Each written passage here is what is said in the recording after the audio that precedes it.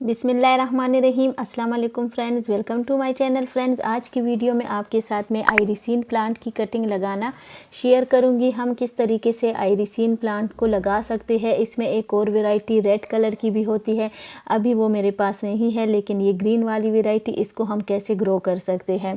इस प्लांट का तकरीबन 1 हफ़्ता हो चुका है कि मैंने इसकी कटिंग लगाई थी और अभी इसकी आप रूट्स देख सकते हैं कितनी अच्छी तरह से इसकी रूट्स आए हैं। तो इसको मैंने कैसे लगाया, पानी में हम कैसे इसको ग्रो कर सकते हैं। इस प्लांट को हम पानी में भी बहुत आसानी से ग्रो कर सकते हैं और मिट्टी में भी।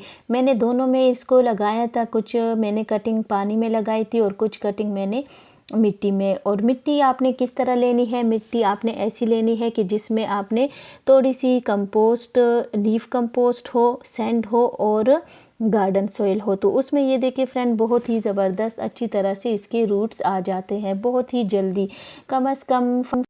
तो आप भी अगर लगाना चाहे तो इसी तरीके से आप भी अभी लगा सकते हैं। यहाँ पे आपको मैं एक इम्पॉर्टेंट बात बता दूँ कि 25 या 13 अक्टूबर तक, क्योंकि अभी मौसम बहुत ज़्यादा चेंज हो रहा है, तो फिर आपकी बाद में कटिंग नहीं लगेगी। आप कोशिश करें कि जितनी जल्दी हो सके आप कटिंग्स को लगा लें। ये बात मैंने काफ़ी वीडियोस में बताई है, अक्टूबर के स्टार्ट से लेके अभी तक मैं हर वीडियो में यही बताती हूँ। ये देखिए फ्रेंड, इसके लिए मैंने जो सॉइल ली है वो है सैंड कंपोस्ट, लीफ कंपोस्ट और गार्डन सॉइल बहुत कम। तो इसमें मैंने इन कटिंग्स को ग्रो किया था और अभी मैं जब लगाऊंगी तो इसी सॉइल में इसको मैं ग्रो करूंगी। इसमें मैं लगाऊंगी 3-4 कटिंग जो मैंने पहले मिट्टी में लगाई थी, वो भी कंपोस्ट और सैंड में। और अगर आपके पास कोकोपीट है तो कोकोपीट और सैंड में तो बहुत ही ज़बरदस्त जल्दी रूटिंग स्टार्ट हो जाती है। आप कोशिश करें कि उसी में आप ग्रो करें। अगर आपके पास कोकोपीट नहीं है तो लीफ कंपोस्ट, सैंड और सॉइल को भी आप मिक्स कर सकते हैं। अगर आपके पास लीफ कंपोस्ट भी नहीं है तो आप सिर्फ सैंड और मिट्टी में भी इसको ग्रो कर सकते हैं, लेकिन उसका फिर तरीका थोड़ा सा चेंज होता है। उसको आपने मॉइस्ट रखना है, उसकी मिट्टी जल्दी सूख जाती है तो मिट्टी को आपने सूखने नहीं देना। और हमेशा ये बात याद रखें कि आपने कटिंग को शेड में रखना है। काफ़ी लोग कटिंग को लगाते हैं लेकिन वो शेड में नहीं रखते तो उनकी कटिंग नहीं चलती, कटिंग ख़राब हो जाती है।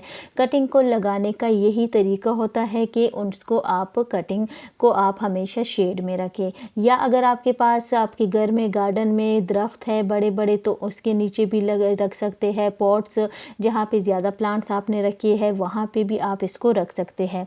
यहाँ पे ये देखिए फ्रेंड, इसकी मैंने 1-2 इंच की कटिंग ले ली। इसको हम किस तरीके से लगाएंगे, काफ़ी लोग इस तरह करते हैं कि इसको लेके इसी तरह डायरेक्ट लगा लेते हैं तो इनकी कटिंग नहीं चलती।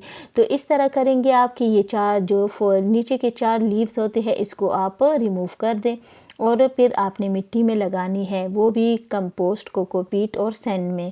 अगर आपके पास नहीं है कुछ भी तो आप मिट्टी और सैंड में भी लगा सकते हैं। मेरी कटिंग हर चीज़ में चल जाती है, लेकिन मैं कोकोपीट, सैंड इसका ज़्यादा यूज़ करती हूँ। बाकी आपको पता है कि मैंने जितनी भी कटिंग्स लगाई है, चाहे मैं मिट्टी में लगाऊँ किसी भी चीज़ में लगाऊँ, क्योंकि जब तक इन जो लोग बिगनर्स हैं तो उनके लिए तो कोकोपीट और सैंड बेस्ट है, क्योंकि वो सिर्फ मिट्टी में कटिंग को ग्रो नहीं कर सकते।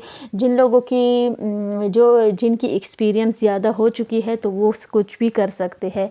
मतलब जो गार्डनिंग में ज़्यादा टाइम हो चुका हो तो किसी का भी, तो वो फिर लगा सकते हैं किसी भी सॉइल में। लेकिन जो बिगिनर्स हैं उनके लिए मैं यही सजेस्ट करूंगी कि वो सिर्फ कोकोपीट और सैंड में लगाए या कंपोस्ट और सैंड में, तो इनकी कटिंग बेस्ट चलेगी, कटिंग कोई भी ख़राब नहीं होगी। लेकिन सिर्फ ये कुछ दिन रह गए हैं, आप कटिंग्स को लगा ले। यहाँ पे ये मैं कोलियस की भी बात करूँगी। कुछ लोगों की कोलियस की बहुत ज़्यादा क्वेश्चन आ रहे हैं कि हमारे कोलियस के प्लांट ख़राब हो रहे हैं, ग्रो नहीं कर रहे। तो यहाँ फ्रेंड मैं आपको बता दूँ, एक तो आपने ग्रीन नेट का यूज़ ज़रूर करना है। आप विंटर आ रहे हैं तो आपके जो परमानेंट प्लांट्स है वो सब ख़राब होंगे, कुछ किसी के लीव्स बिल्कुल गिर जाएंगे, सिर्फ स्टेम बाकी रह जाएंगी। कुछ प्लांट ऐसे हैं कि सब की हालत ख़राब हो जाएगी, कोई इस तरह फ्रेश नहीं रहेंगे। लेकिन इसमें कुछ प्लांट ऐसे हैं कि जो ठीक रहेंगे लेकिन ग्रोथ सबकी रुक जाएगी। नवंबर, दिसंबर, जनवरी इसमें किसी प्लांट की ग्रोथ नहीं होगी, ना आपने कोई फर्टिलाइज़र और खाद देना है इन 3 मंथ में।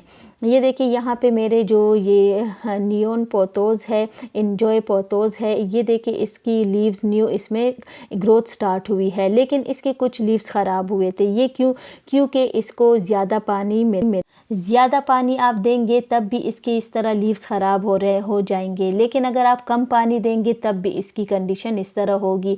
क्योंकि इसको मैंने ट्राई किया है काफ़ी बार, तो इसकी यही रीज़न है कि इसको अगर आपने पानी कम दिया तब भी इसके लीव्स ख़राब होते हैं, अगर ज़्यादा दिया तब भी। यहाँ अभी कुछ दिनों से बारिशें हो रही थी तो इसकी आप कंडीशन देख सकते हैं।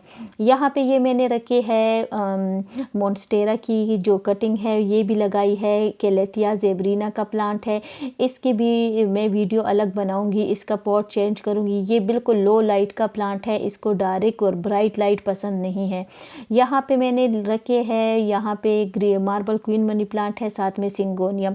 इन सब प्लांट को आपने शेड में रखना है, फर्टिलाइज़र नहीं देना। मैं बार बार आपको कह रही हूँ कि इन 3 मंथ्स में अभी आपने कोई खाद फर्टिलाइज़र और पानी भी जब देंगे तो 2-3 दिनों के बाद आपने विंटर में पानी देना है, डेली नहीं देना। ये नियॉन पोथोस है, इसकी भी आप ये देखिए कंडीशन बहुत ज़बरदस्त इसकी ग्रोथ हो रही है, लेकिन इसके जो ग्रोथ है अभी रुक जाएगी। इसकी कटिंग भी आप 2-3 इंच की ले ले और नीचे से लीव्स हटा के तो इसको लगा ले सैंड और कोकोपीट में, तो बहुत अच्छी इसकी ग्रोथ होगी। और यहाँ पे जो मैंने बिग लीव्स का मनी प्लांट रखा है, इसकी अगर आप कटिंग लगाएंगे अभी तो इसको आपने फिर पानी जल्दी नहीं देना, कुछ दिनों के बाद आपने पानी देना है। जब तक कि इसकी न्यू ग्रोथ स्टार्ट नहीं होती तब तक आपने इसको पानी नहीं देना। कंपोस्ट सॉइल और सैंड में इसकी आपने कटिंग को लगाना है। इसके बाद आपने 25-30 अक्टूबर के बाद फिर कोई कटिंग नहीं लगानी, आपकी कटिंग फिर 100% ग्रो नहीं होगी। कुछ लग भी सकती है 10 नवंबर तक, लेकिन उसके बाद नहीं चलेगी कटिंग। तो जितने भी अगर आप ग्रो करना चाहे तो कर सकते हैं। इसके अलावा फ्रेंड, आपका जो ये बेस्ट टाइम है सीड्स लगाने का, अभी आप सीड्स को ग्रो कर ले, वरना फिर देर हो जाएगी और फिर जब आपके प्लांट्स बड़े हो जाएंगे तो उसमें फ्लावरिंग लेट होगी। तो इसलिए अभी से आप लगा ले। ये जो पाम की यहाँ पे मैंने वैरायटी रखी है, यहाँ पे मैंने सारे परमानेंट प्लांट्स रखे हैं। तो इसको अभी मैंने एक तो पानी कम कर दिया, दूसरी बात इसको आपने ओस से बचाना है, टंट से बचाना है। कुछ प्लांट ऐसे हैं कि बिल्कुल ख़त्म हो जाते हैं, मतलब कोलियस। यहाँ पे मेरा सिर्फ ये एक ही प्लांट है जो कोलियस की वैरायटी है, सिर्फ ये ख़त्म होगी। इसकी मैं अभी कटिंग मैंने इसकी काफ़ी सारी लगाई है। इंग्लिश आईवी जो है तो इसकी भी आप कटिंग लगा ले तो ये भी बच जाएगी, लेकिन आपने इन सारे प्लांट्स को ओस से बचाना है, तब आपकी जो प्लांट्स है वो सेफ रहेंगे विंटर में। ये 2 वैरायटी है मेरे पास, इन दोनों की कटिंग मैंने काफ़ी सारी लगाई है। आप भी अभी से लगा ले और अपने परमानेंट प्लांट्स को बचा ले, क्योंकि जो मदर प्लांट्स होते हैं स्पेशली कोलियस के, वो सारे ख़त्म हो जाएंगे। आज भी मुझे कमेंट आया था कि कोलियस को मैं सेफ़ कैसे करूं, इंडोर में करूं या आउटडोर में। इंडोर भी अगर आप रखेंगे, आउटडोर भी रखेंगे तो दिसंबर जनवरी में आपके कोलियस के प्लांट ख़राब हो जाएंगे। लेकिन कोशिश करें अगर ऐसी जगह पे आप रखें कि ब्राइट लाइट हो, ठंड ओस से और ठंड से आपने बचाना है। ये है हाइड्रेंजिया का प्लांट, इसमें बहुत ही खूबसूरत बंचेस में फ्लावर्स आते हैं, बहुत ज़बरदस्त इसके फ्लावर्स होते हैं, काफ़ी कलर्स है इसमें।